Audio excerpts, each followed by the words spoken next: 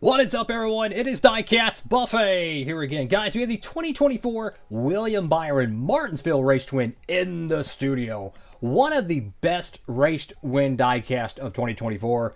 Let's check it out. And here we go. Brand new out of the diecast box and easily one of the best looking paint schemes of 2024. Metallic ruby red, candy apple red, whatever you want to coin it as. Beautiful paint job.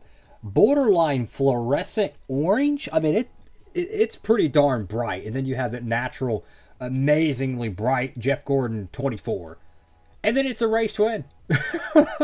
Such an awesome diecast here. Now, this one was I think the cookout race at Martinsville. I've noticed a couple of their race twins have had these little soda cups as the race twin confetti. I saw LW3, shout out to Little Wrangler 3 on YouTube. He does a lot of great NASCAR diecast content. Make sure to subscribe to him. And I watched his 124 review of this, and the little soda cups kind of fascinated me. I'm like, that's such a unique, confetti design. We've seen Texas-shaped confetti. We've seen like star-shaped confetti for like the All-Star. So it's cool to see the different brands try different ideas. The whole car is sprayed with a metallic candy apple style red. It is beautiful. And with it being a race twin diecast, it was such an amazing event for the Hendrick Motorsports camp. All four of the cars had a livery similar to this. And they won the race, which I'm not surprised. I picked a Hendrick car, I think, to win it. I could be mistaken on that. Got Byron right there in the front windscreen. You got the nice little scatter of confetti. Exalta right there on the hood.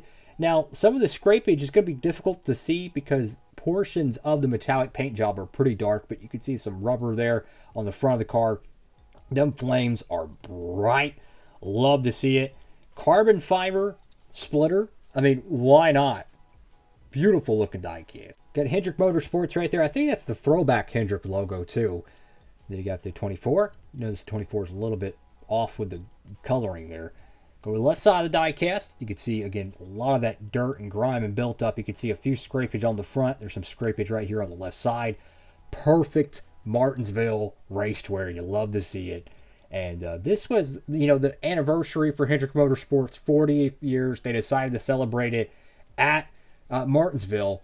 And what's fascinating, and this might be a little bit of a Larry McNugget to some of the NASCAR fans, particularly the new ones, in 2004, the 20th anniversary of Hendrick Motorsports was at Charlotte, I think, and they ran silver paint schemes. So like Brian Vickers, Terry Labonte, X, Y, and Z, Jimmy Johnson, Jeff Gordon, I think they all ran silver paint schemes. I could be mistaken, but I think Gordon finished second and Johnson won that Charlotte race. I could be tripping on that, but I think that's how it worked. Something along those lines. So if Hendrick did win that race in Charlotte in 04, the fall race, naturally they won their 20th anniversary and their 40th anniversary races. They had a big deal for the whole event. They had like a bunch of the grandstand section. It was, it was a Hendrick event. I can only imagine if you weren't a Hendrick fan, how you would feel about that. Fortunately, I am a Hendrick fan, but I understand how some fans, they don't want to see the favoritism, which I understand completely. Got Byron right there, HendrickCars.com, your 3 race win stickers. Valvoline 40th anniversary, B post, got Exalta. Oh, yeah, this is a exclusive paint scheme too.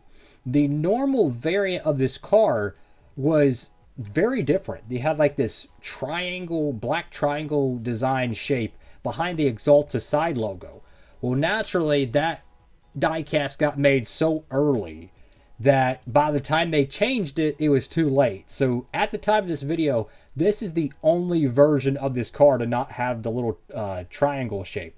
I mean, in my honest opinion, it would have been a good opportunity to at least release a diecast, of the clean variant. I'm sure people would still buy it. Heck, it would be exclusive, so, you know what I'm saying? But I don't know.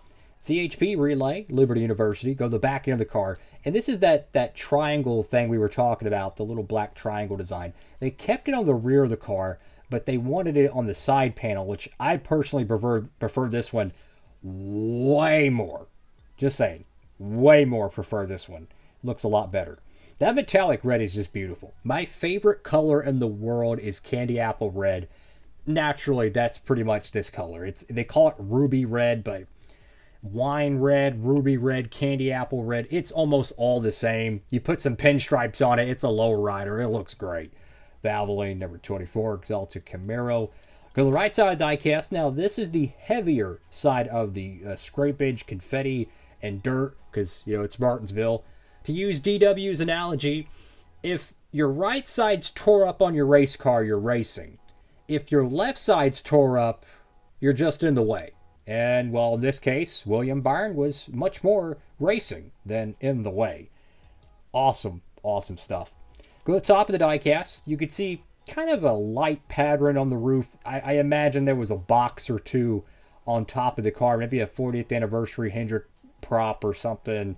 I don't know. Maybe they did that. And then you had like the cookout box, whatever the biff they do. Got Exalta right there at the roof. Byron. And then 40th anniversary. Fantastic diecast.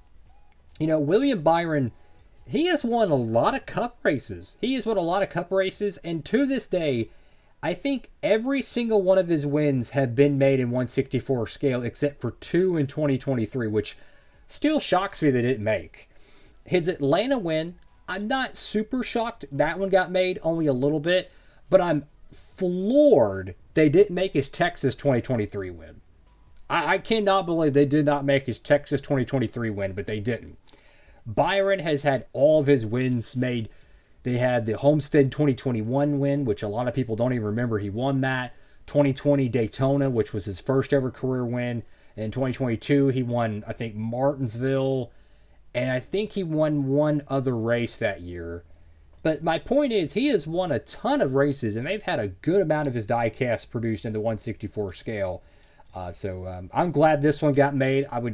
This would probably be the most shocking cancellation in NASCAR history if they didn't make it, being the 40th anniversary, and then they freaking win the race. But yeah, awesome stuff, guys. Make sure to pick up your copy over there at Circle B Diecast. Use promo code Diecastbuffet. You can save on shipping. They do have the 40th anniversary 4-pack. I'm going to show it real quick in the studio. This is the Diecast chassis variant. So you have the 40th anniversary Diecast body and chassis 4-pack. And that's what I was talking about. You have the little triangle, whatever thing. So that's a big difference from the raced version. But regardless, they sold out the plastic chassis variant. I'm just saying, this is the only way to get the Kyle Larson and the Alex Bowman and the William Byron in the boxed version, from my understanding. So the Chase Elliott, I think you can get separately. Maybe the Byron, but I know for the Larson, this is the only way you can get it in the 4-pack set. So do not be surprised. This is a very, very hard thing to find in the future. Usually these promotional sets, they're a little bit more overproduced. Let's just be honest. For some reason, they nailed it with this one. Or not say some reason. It's probably because they made some of these exclusive. So if you want the Gold Series variant, time is ticking. I'm just saying, time is ticking. So if you're a Hendrick fan, highly, highly recommend picking it up. And if the diecast alone are not cool enough, look at the box artwork. This is straight out of 2003. The box artwork, 40th anniversary set, only 288 made of the diecast chassis variant. I imagine the plastic chassis, I don't know how many they make for the box sets. From my understanding, they make about 2,500 of each 1/64. So like 2,500, give or take, of that Byron one. From what I've been told. They could change this year to year, but that's what I was told. I don't know how many of these are produced. If you're a Hendrick fan, highly, highly recommend you get this now. Again, it's sold out at Circle B in the plastic chassis.